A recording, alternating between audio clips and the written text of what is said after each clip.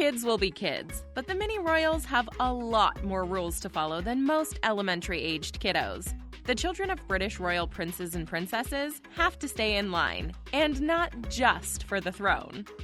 Kate and William's kids don't have it as great as you may think. Number 1. No crying or giving attitude.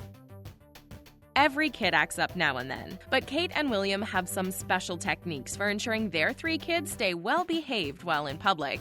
After all, they usually have millions of eyes on them.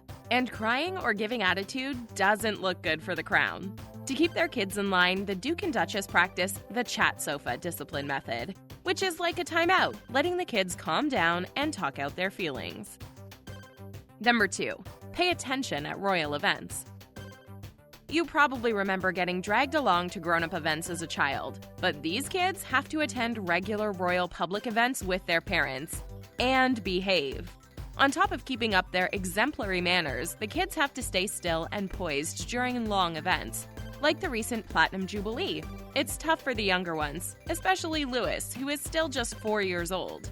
Luckily, the Duchess is always nearby to whisper some words of encouragement to her kids when they'd rather be playing. Number 3. Gendered fashion. It's a royal tradition for the kids to start wearing proper clothing from a young age. Charlotte, and all the young female royals, traditionally wear dresses as toddlers and skirts as they get older. Boys like Louis and George are expected to wear shorts when they're younger and pants when they reach an older age. In addition to wearing the correct styles, the kids also can't wear black when attending official events. That's because the royals consider black clothing exclusive to mourning. Number 4. Travel rules. Unlike the Queen, who does not need a passport to travel within the Commonwealth countries, the rest of the family does need one.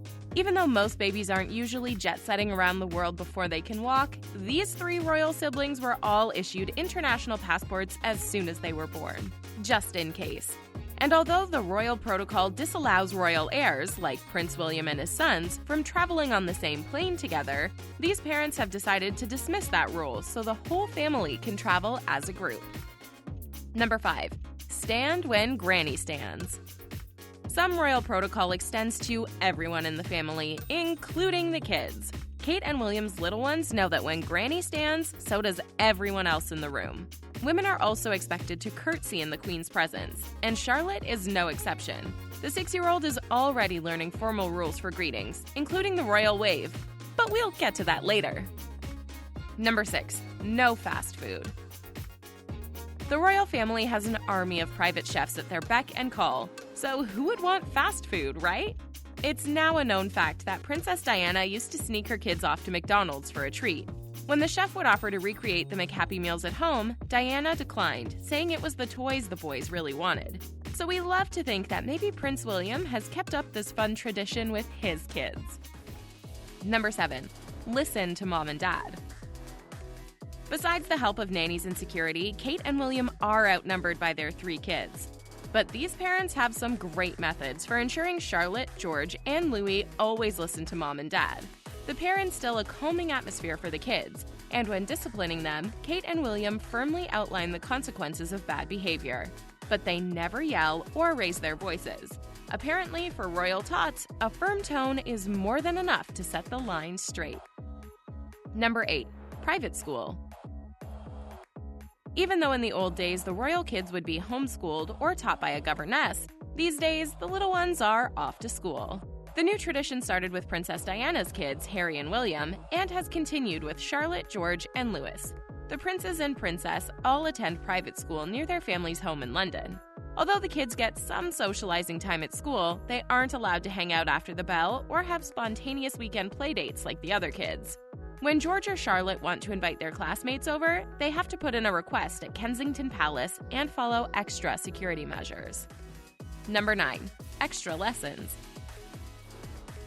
In addition to attending a top-notch private school, George and his younger siblings have to take even more lessons in the evenings and weekends. As future royal leaders, they're learning all kinds of extra lessons to help with their roles, from art history to geography, and even other languages. It's a tradition for many royals to learn second languages, and the Duchess started teaching the kids Spanish from a very young age. Number 10. Rules of being born. There are some rules the royal kids have to follow even before they're born, or soon after, anyway. When Kate and William's kids were born, they had to be announced publicly to follow the royal protocol. A sign with the baby's assigned gender is placed outside the royal palace. After that, the kids all had to be baptized with water from the Jordan River. The Queen is the head of the church, and wear a special outfit called the Honiton christening gown. It was first worn by Queen Victoria's child and has been passed down through royal generations.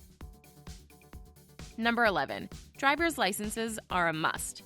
Charlotte and her brothers Louis and George are still a bit young to be thinking about their first car, but in line with the Queen's expectations of her descendants, these three will definitely be getting their driver's licenses when they're older.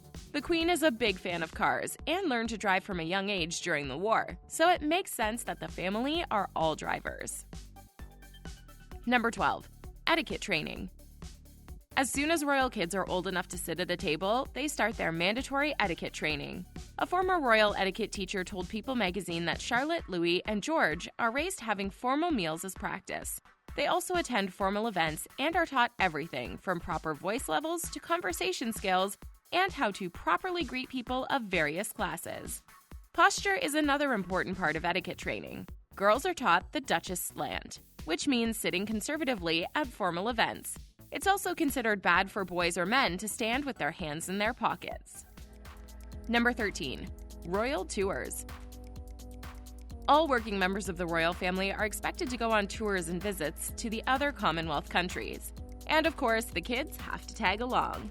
There's no age requirement, and these little ones always have to be ready for a trip abroad. Even Meghan Markle and Prince Harry's son Archie went on a tour of South Africa when he was just 4 months old. The kids could also be expected to join the army when they're older. Prince Charles, Prince William, and Prince Harry all worked for branches of the military for a while in their 20s. Number 14. Mastering the Royal Wave. Charlotte already has it down. The royal wave, that is. Members of the family attend tons of public events, and constantly waving can hurt your wrist. That's why the Queen came up with a formal wave that lets her greet her subjects without straining her muscles too much. It's now known as the Windsor wave. As for direct greetings, girls like Charlotte are taught how to properly curtsy, while the boys learn bowing and who to shake hands with and when. Although it's generally frowned upon for royals to shake hands with the public.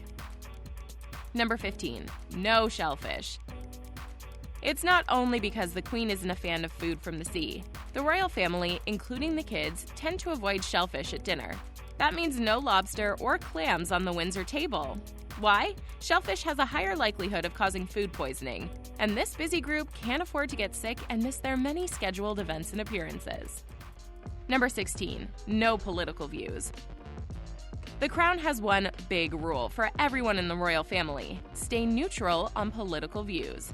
That may be easy for the kids now, but as they get older, like anyone, they're likely to take on their own political opinions. The only catch is that they're never allowed to share them. They must remain impartial as long as they're a part of the royal system. Number 17. Wedding parties. The kids are always expected to be ready for a royal wedding. When anyone from the extended family gets married, it's up to the princes and princesses to join the wedding party as flower girls and ring bearers. How do Kate and William teach their kids to walk primly down the aisle? Plenty of rehearsal. It works since Princess Charlotte stole the show at Meghan and Harry's nuptials. Number 18. Nanny knows best. Kate and William work nearly full-time as part of their royal duties, so the couple also has full-time nannies to help with the kids. Charlotte, Louis, and George have to listen to the nanny. The family's current nanny, Maria Teresa Turrion-Borreo, who wears a specific uniform at work, has been employed with them since 2014 and helps with school drop-offs, lessons, and playtime. Number 19. Royal protocols and security. The three kids always have a security detail with them when they're out and about. It's part of the royal protocol for members of the family to be accompanied by bodyguards and security everywhere they go. The kids also have to learn about the safety protocols in the event of a crisis of the passing of a senior royal. For example, when Granny goes, they'll enact Operation London Bridge. Number 20. Christmas rules. Like a lot of families, the royals have a separate table for the kids at Christmas. It's a tradition for the kids to eat at the kids' table. Christmas has a lot of unique traditions for the royal family. including opening their presents on Christmas Eve rather than Christmas Day. If the kids happen to get presents from the public or important figures, they must accept them graciously, but they may not be allowed to keep the presents. Of course, they probably have more than enough toys at home. These royal kids may be barely old enough to speak in full sentences, but they're already expected to perform the full song and dance of royal life. With so many rules and restrictions, do you think any of the royal kids will follow Prince Harry's footsteps and step away from royalty altogether? Let us know what you think about the royal kids' rules in the comments, and subscribe to The Things Celebrity for more about your favorite celebs.